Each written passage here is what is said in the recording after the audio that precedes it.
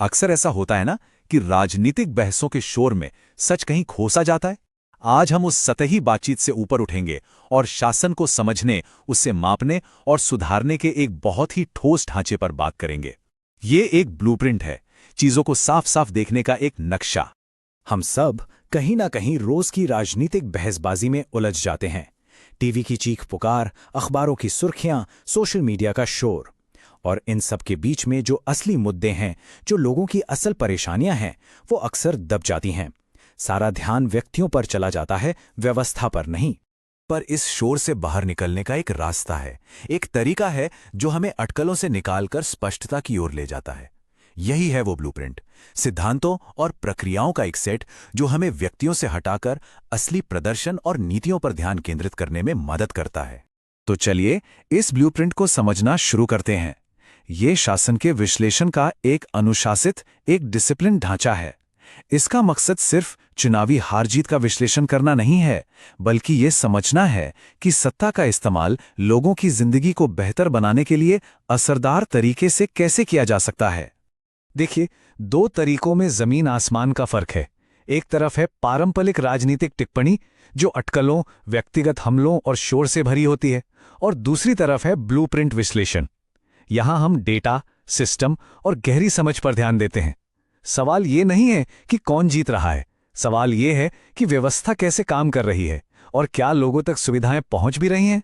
और इस पूरी सोच का जो निचोड़ है वो इस एक लाइन में है: मैट्रिक्स पर सख्त, लोगों पर नरम। सिस्टम पर हमला करो, व्यक्तियों पर नहीं। इसका मतलब क्या है? मतलब ये कि हम प्रदर्शन को नापने के लिए आंकड़ों का पूरी सख्ती से इस्तेमाल करते हैं, लेकिन हमेशा लोगों की गरिमा और उनकी जरूरतों को सबसे आगे रखते हैं। हमारी लड़ाई किसी व्यक्ति से नहीं, बल्कि उस अक्षम व्यवस्था से है जो लोगों तक चीजों को पहुंचने से रोकती है। ये पूरा ढांचा, ये पूरी सोच विश्वास के 3 मजबूत स्तंभों पर टिकी है। यही वो पिलर्स हैं जो ये सुनिश्चित करते हैं कि हमारा विश्लेषण ईमानदार हो, निष्पक्ष हो और असरदार हो। आइए इन तीनों को एक एक करके समझते हैं। पहला स्तंभ है अटूट श्रुत, सत्य। मतलब बिल्कुल सीधा और साफ है। हर विश्लेषण एक ही वेरीफाइड प्राइमरी सोर्स से जुड़ा होता है। हम अपनी तरफ से डेटा नहीं बनाते। अगर कोई जानकारी सोर्स में नहीं है तो हम साफ कहते हैं कि यह उपलब्ध नहीं है।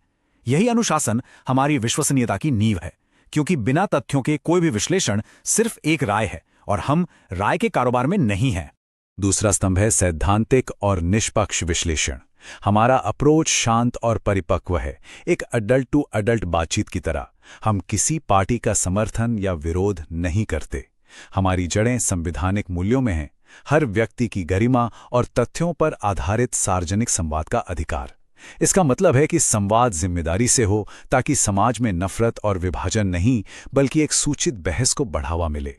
और तीसरा और शायद सबसे जरूरी स्तंभ है मानव केंद्रित संचार। देखिए, बड़े बड़े तकनीकी शब्द और जटिल बातें आम लोगों को चर्चा से दूर कर देती हैं। हमारा काम है जटिल विचारों को सरल और सुलभ बनाना। हम सांस्कृतिक रूप से जुड़ी कहानियों का इस्तेमाल करते हैं, कहानियां जो रोजगार, सम्मान और रोजमर्रा की जिंदगी के बारे में हो, क्योंकि अंत में शासन का हर पहलू किसी न किसी इंसान की जिंदगी पर ही तो असर डालता है। ठीक है, तो ये सिद्धांत तो समझ आ गए, लेकिन इनको जमीन पर उतारते कैसे हैं? ये एक व्यवस्थित यात्रा है, एक सफर है जो पहचान और उद्देश्य से शुरू होकर एक ठोस ब्लूप्रिंट पर खत्म होता है। ये एक प्रक्रिया है जो हमें जमीनी हकीकत से जोड़ती है। इस सफर के 5 पड़ाव हैं। पहला, पहचान और उद्देश्य, मतलब हम किस क्षेत्र और किस लक्ष्य के लिए काम कर रहे हैं। दूसरा, जमीन की नब्ज, लोगों के दिल में क्या है, उनकी आकांक्षाओं और समस्याओं को गहराई से समझना। तीसरा, मुख्य संकेत, आंकड़ों में उन पैटर्न को पहचानना जो सबसे जरूरी कहानी बता रहे हैं। चौथा, परिणाम की संरचना, ये समझना कि कोई नतीजा क्यों मिला, उसके पीछे के सिस्टमिक कारण क्या थे। और आखिर में 5वां, निर्देशात्मक ब्लूप्रिंट, सुधार के लिए ठोस एक्शन लेने लायक कदमों की एक योजना। और इस पूरी मेहनत का, इस पूरे सफर का आखिरी मकसद क्या है?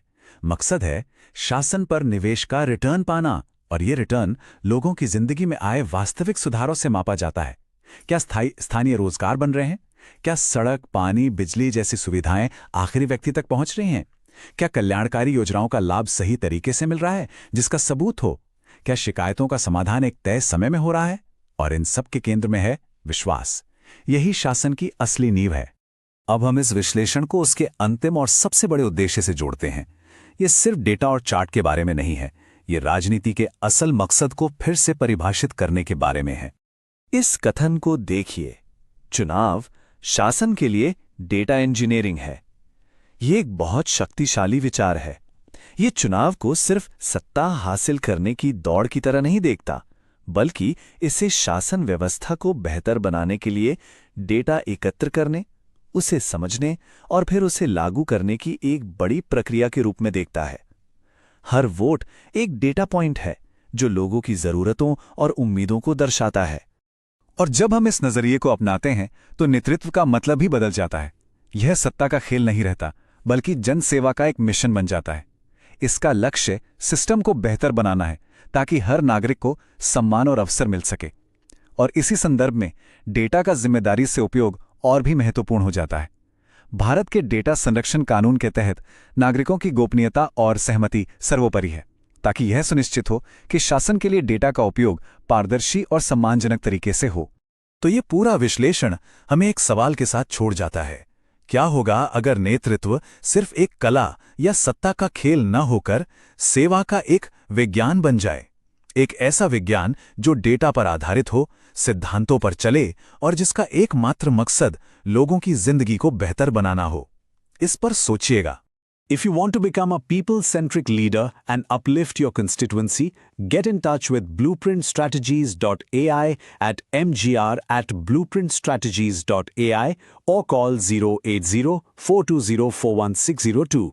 Purpose beyond politics.